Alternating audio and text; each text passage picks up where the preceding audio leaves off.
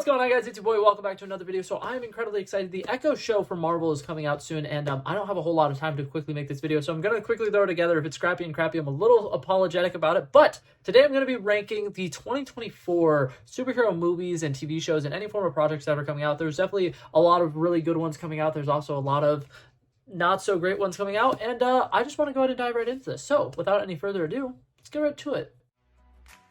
So coming in dead last on this list, and I know this is probably going to be a hot take, but I got Venom 3. Personally, I love the first Venom movie. I think it's a whole lot of fun, and I think that it's one of those movies where if you watch it too many times, it's not going to be great anymore. You're not going to like anything about it. The villain is incredibly underwhelming. The acting performances, aside from Tom Hardy's acting performance, are all pretty bland and blah and not great. The storytelling, once again, not that good, but this is one of those movies where it's like Tom Hardy's Venom is fun, so the movie overall is pretty fun.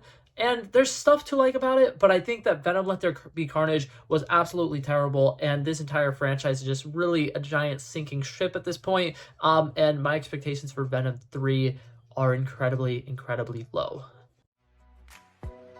Coming in 11th place, we got Madame Web. Seeing a pattern here, the SPUMC, the Sony Pictures Universe, whatever it's called. I have very low expectations for this movie. I don't think it's going to be that good. Dakota Johnson's acting portrayal, honestly, I'm not going to say anything about it before the movie comes out, but the trailer does not make it look good. Is the guy who plays Ezekiel Sims, he looks intimidating. That looks very interesting. This feels like a very early 2000s superhero movie, which I can fully get on board with. I think that it could be fun. I'm just a little worried that it's going to try to do too much. It's going to have way too much backstory and lore, and it's not going to have enough time to breathe, because the majority of these Sony Pictures live action Spider-Verse movies, whatever they are usually about an hour and a half, give or take. And based off of just the trailer alone, there's a lot of clunky dialogue, and there's a lot of storytelling they're going to try to do in a really short period of time. And I'm a little worried that this movie is going to try to do too much, and it's going to feel very overwhelming. But I have this one above Venom 3 because we get to see Spider-People in the live-action Spider-Man adjacent universe. That's so exciting. About time. Coming in at number 10, we have Kraven the Hunter. Aaron Taylor Johnson being casted for this role was absolutely perfect, and I was incredibly excited when I heard that. And I think that this movie has potential to be a solid movie, but because of Sony's track record, I refuse to put this any higher. I think that this movie is going to be relatively underwhelming, but I will say this. Having the Rhino in it is going to be great. If they do a lot with the Chameleon, that could be incredibly entertaining as well. And I think having it rated R is the smart move. I think that Sony should have done that from the get-go. I feel like they really should have started off this SPUMC Spider-Man Pictures universe with a Venom movie that would have been rated R, and it could have set up that, you know, Sony is here to play and they're going to be doing more mature content, because this year is kind of the year for mature superhero movies. We have Invincible, we have Echo, we have Deadpool 3. There's a lot of content coming out this year that is more mature for the superhero genre, and that's why I have this one above the other SPUMC movies. Do I think it's going to be great? Neither here nor there, but I am a huge fan of Aaron Taylor Johnson, so I will be seeing this one in theaters. Coming in at number 9, we have the first official part of the DCU, James Gunn's Creature Commandos. This is going to be an animated show. I believe it's going to be on HBO Max. I'm incredibly excited about it. I think it could be a whole lot of fun. I will say this, though, with it being an animated project and with it being such a, like, C-list group of characters, I'm not that interested in it. It's basically a Suicide Squad show, but it's going to be animated, and it's a bunch of monsters fighting in a World War II. I don't see how it's going to tie into anything else. I am very excited to see that James Gunn wants to have the same live action actors and voice actors, and there are some interesting actors in this voice cast, but I don't know if we're ever going to see these guys translate to live action. So my anticipation level is very, very mid-level for this. Coming in at number 8, these are the ones that I'm starting to be like, okay, this is cool. I'm gonna be very excited for this. We have the Penguin show. This is from the Matt Reeves Batman universe. Colin Farrell's the Penguin, in my opinion, is the best part of the Batman movie. I have like a very hot take about the Batman movie. I'm not a huge fan of it. I think that there's a lot of parts that work, but a lot of the dialogue in that movie specifically feels a lot like people who aren't geniuses trying to write how geniuses talk, and there's a lot of moments in it where it's like Batman is this brilliant detective and it's like the riddle was really easy to solve. But that being said, like I said in before, Colin Farrell's Penguin is, in my opinion, one of the best parts of that movie, and he's leading its entire show. It's going to be the criminal underworld. He's probably going to fully become the Penguin that's more accurate to the comics in this show. It could be a whole lot of fun, and I really think that any form of TV show that's going to show the underworld criminal, organizations of Gotham, I'm on board for it. I think this movie has a lot, this show has a lot of potential. Coming in at number 7, I didn't know to include this in this list or not, but I wanted to. We got Transformers 1, an animated Transformers movie I think could be a whole lot of fun. I think it could be a total blast, and I think it could potentially be a game changer for the Transformers universe. I know a lot of people have a lot of nostalgia for the original Transformers movies, and I definitely think that they are fun to watch, and the live-action spectacle of it is really interesting. But in a modern society day where CGI has kind of been lacking, it would be really cool to see if they could potentially get these really good animators to make an animated Transformers movie, and they could do so much more with the animation. It's a movie franchise that would benefit off of, characters who could actually use their power sets.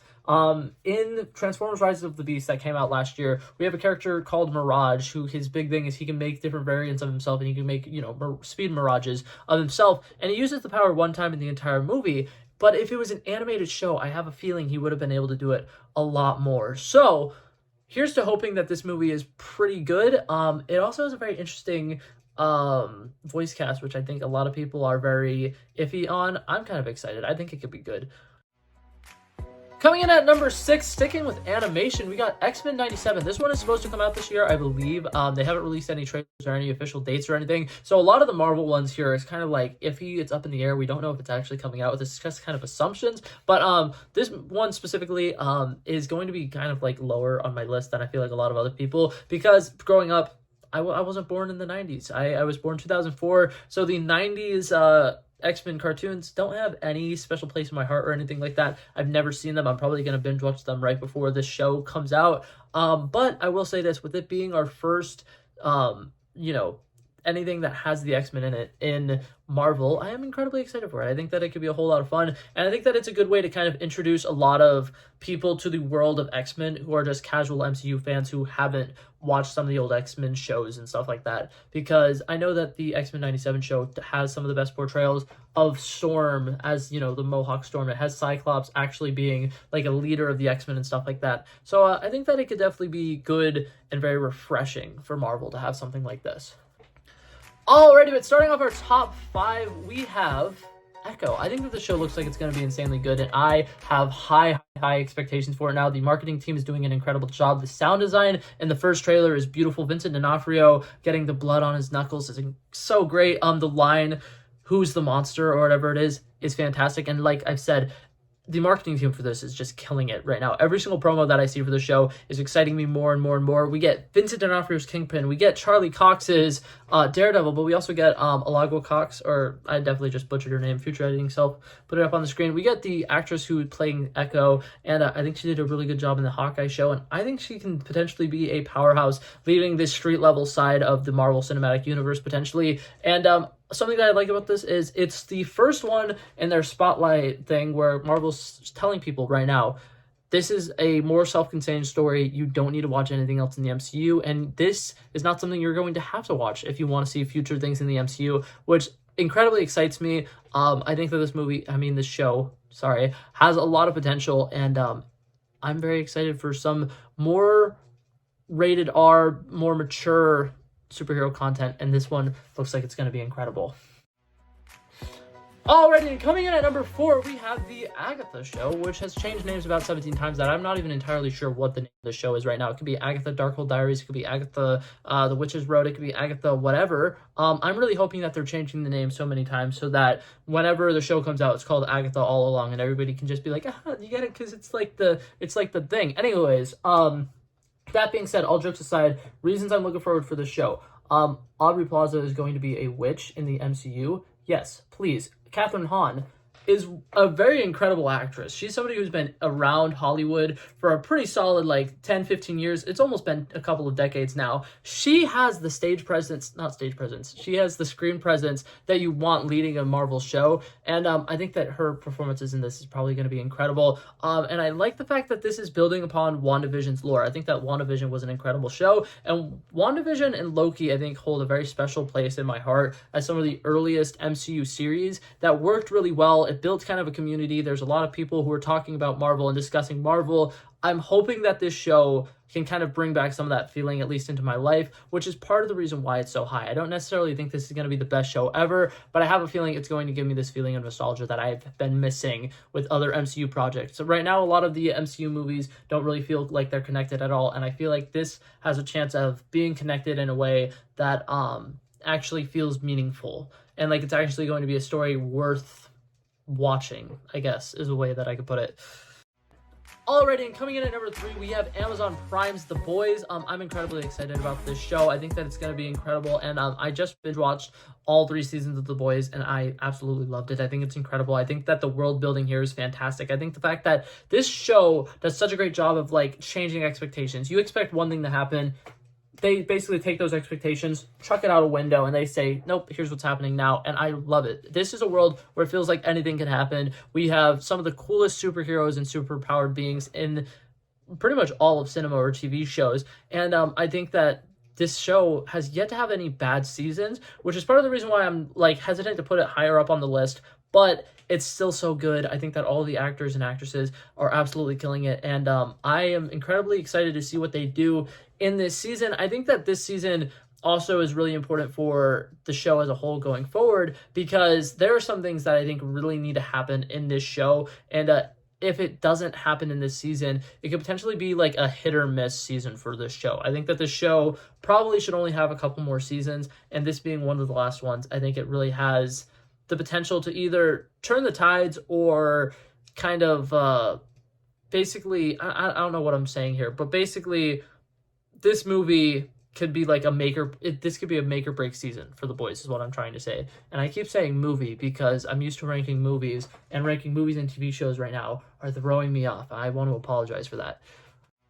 And now coming in at number 2, we have number 2 in the series. We got Joker Folie à Deux. I am incredibly excited for this. I know some people are very much like starting to kind of talk about the first Joker movie and say it's kind of overrated. It's just this movie. It's just that movie or whatever. And I think it's very interesting that a lot of people have really been turning on the Joker a lot recently. Like I think after Ridley Scott's Napoleon came out with Joaquin Phoenix, a lot of people are just like on a Joaquin Phoenix hate train right now. But I am not. I think that Joaquin Phoenix as the Joker was an incredible portrayal. I think that it was an Oscar well earned, and I'm very excited to see what they could potentially do with this this character, and I'm very excited to see what they do with this world building. I think Folie à Deux as the title is very interesting. The shared madness is going to be a really, really cool concept that I really hope they explore in this movie. Lady Gaga as Harley Quinn. Incredibly exciting. I know a lot of people are probably like really iffy on it. Personally, I'm excited to see what they do with it, because Joker has had about 8 live action adaptations, you know, and Harley Quinn has had Margot Robbie. So I'm very excited to see what they could potentially do with a different Harley Quinn character. And it being a musical, I'm fully on board with it. I'm thinking we need more superhero musicals, and I'm hoping that one day they make a Spider-Punk movie and make it kind of a musical. It'd be really cool. Alrighty, but coming in number 1, and to no shock to literally anybody, we got Deadpool 3. I mean, this movie has incredible potential. A lot of the leaks and stuff online got people's hopes up a lot more than it already was. And I'm just overall excited to see Deadpool back on the big screen. It's been about 5 years since the last Deadpool movie, and I think a lot of people don't really realize how long it's been since Deadpool has, you know, had a movie. And what's it called? Marvel and Disney is coming up on almost, I want to say like 3 years of them having the rights to potentially use Deadpool, and the fact that they haven't shoehorned him into a single project yet is blowing my mind. But I feel like it's because they're saving him for this movie. I feel like there's got to be some huge things that are going to happen in this movie with huge MCU implications, and it's obviously going to be a final love letter to the Fox X-Men universe. And I'm so excited. I think it's going to be great. I think it's going to be a multiverse hopping, fun, exciting ride. I think we're going to get cameos from people we're not expecting to get cameos from. And overall, I think that seeing Deadpool and Wolverine, Hugh Jackman and Ryan Reynolds together on screen is going to be incredibly, incredibly fun. I don't see how any other movie or superhero show could really top that this year. So, I know it's the basic answer, but that's my answer. And that was my list for the most anticipated movies and TV shows for comic book content this year. I think that this is going to be an interesting year. Basically, all of my top 8 are things that I'm at least really on board with, that I'm like, okay, yeah, I'm going to watch this at least. And the other 4 I'm going to watch because I am making content about them. But I am very, very looking forward to July. I think that Deadpool 3 movie coming out and potentially being one of the best movies of the year will really help people feel better about superhero movies in general. So, that being said, that's it for this video, guys. Thank you guys so much for coming by and checking it out. I love and appreciate you guys so much for watching. If you liked it, feel free to like and subscribe, and I will hopefully see you guys in the next one. Peace out. Bow, bow, bow. He wanted me to drop a verse, I did this. We planned the day, and then we did this. Wanna be in love with the girls with the kisses. Don't give a damn, I'll rid this. I like this when I run the distance. I run a 5K, you go ballistics. I wanna live within the business. Buying more than what's on the clearances. You're getting big because I know you're a physicist. I wanna deny this shit, I'm unlimited.